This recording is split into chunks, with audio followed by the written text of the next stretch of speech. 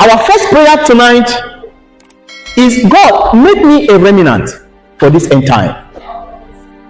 God will make us a remnant of righteousness and holiness for this end time. You see, there is an end time prophecy that is finding fulfillment.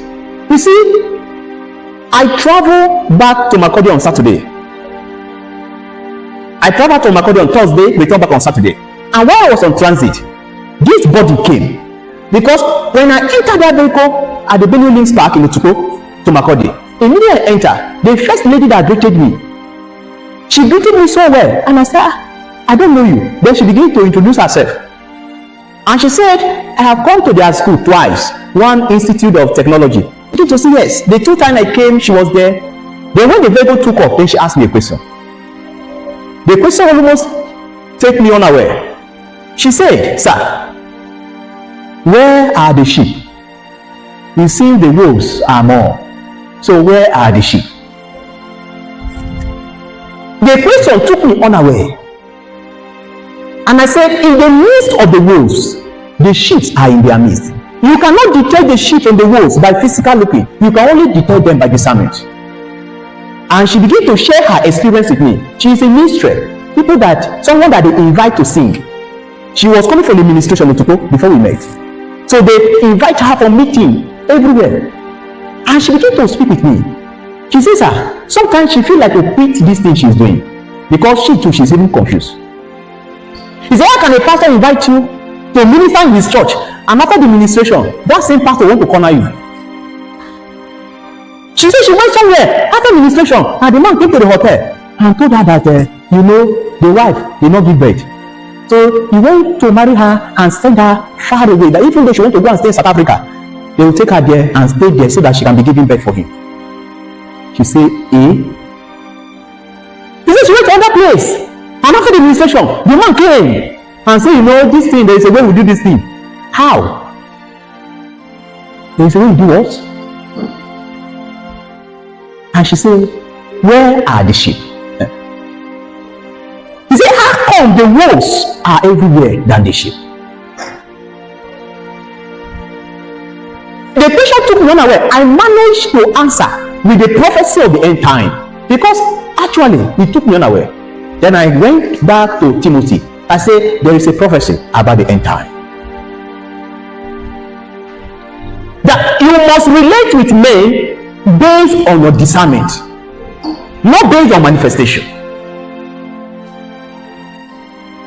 There is a prophecy of this end time that is getting hold of the church faster than anyone can think of. That question keeps ringing in my head till today. Where are the sheep? Where are they?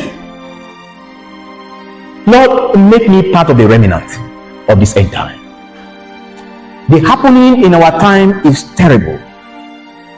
Many young people are at the verge of quitting because of the abomination in the body. Many are confused. I have shared here before that a lady from a Muslim background came to ask me. He said, sir, I am confused. I said, what is that? She said, I went to a pastor school. Out of her quest to know more of God, she went to a pastor school, one of the foremost Pentecostal church, if not the first in ranking in Nigeria. I don't want to call the name, so that it will look like an attack in a particular denomination. He said, there are many in the Bible school. Out of the people that came for the Bible school, he said 4 brothers among them have approached her for marriage. He said she have not given answer to any of them. But what is bothering her is that 4 of them, differently, they don't know each other. They are not aware that this person is asking. They are not aware. But 4 of them, unknowingly to all of them, 4 of them are asking to sleep with her. And all of them are in pastoral training. These guys will be giving church in the next how many months? After the people do what? They give them church. They give them a branch. And they are telling her, see, this thing is not done like that. I can't marry you if you are safe from afar. We need to stay together and get to know each other, sleep in my house. Our relationship need to be deeper. And she says, sir, she's confused. Is it how this thing is? That was the question. Because why is she confused? That how can 4 people, 4 trained pastors, asking for her marriage. All of them are asking to sleep with her.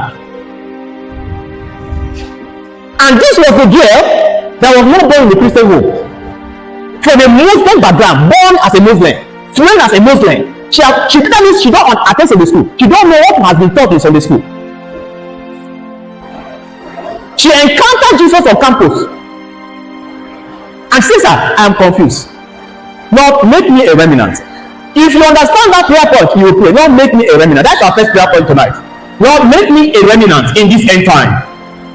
In the midst of this corruption, in the midst of the corruption happening in our time, in the midst of iniquity happening in our time, in the midst of atrocity happening in our time, in the midst of evil happening in our time, Lord, make me a remnant.